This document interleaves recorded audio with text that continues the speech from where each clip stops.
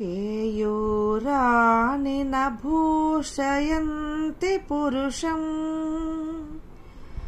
హారాణ చంద్రోజ్వలా న స్నానం న విలేపనం న కుసుమం నాలంకృతా మూర్ధజా వాణ్యేకా సమలంకరోతి పురుషం యా సంస్కృతా ధార్యతే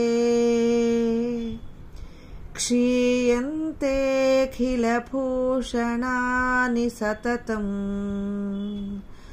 వాగ్భూషణం భూషణం. ఇది మా చిన్నప్పుడు రేడియోలో సంస్కృత పాఠం అని వచ్చేది. ఆ సంస్కృత పాఠం వచ్చే ముందర ఈ శ్లోకం వినిపించేదనమాట. ఇది ఇప్పుడు 5th క్లాస్ టెక్స్ట్ బుక్లో చూస్తున్నాను నేను. చాలా బాగుంది, ఒకసారి పాడాలనిపించింది, అందుకని పాడి అప్లోడ్ చేస్తున్నాను. దీని యొక్క అర్థం ఇక్కడ చూద్దాము. భర్తృహరి సుభాషితాల్లోదన్నమాట ఇది. దీని అర్థం చూడండి.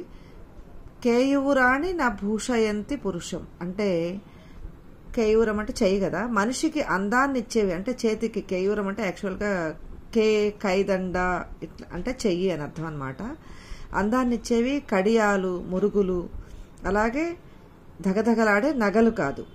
నా స్నానం నా విలేపనం నా కుసుమం అంటే సువాసనలూరే లేపనాలతో స్నానము, పూలు అలంకరించినటువంటి జడలు ఇవేవి అందాన్నివ్వవు. నా అలంకృత మూర్ధజ అంటే వాణ్యేక సమలంకరోతి పురుషం యా సంస్కృత ధార్యతే క్షీయంతేఖిల భూషణాని సతతం వాగ్భూషణం భూషణం అంటే ఆ వ్యక్తి యొక్క సంస్కారవంతమైన మాట తీరే ఏనాటికి నిలిచేది.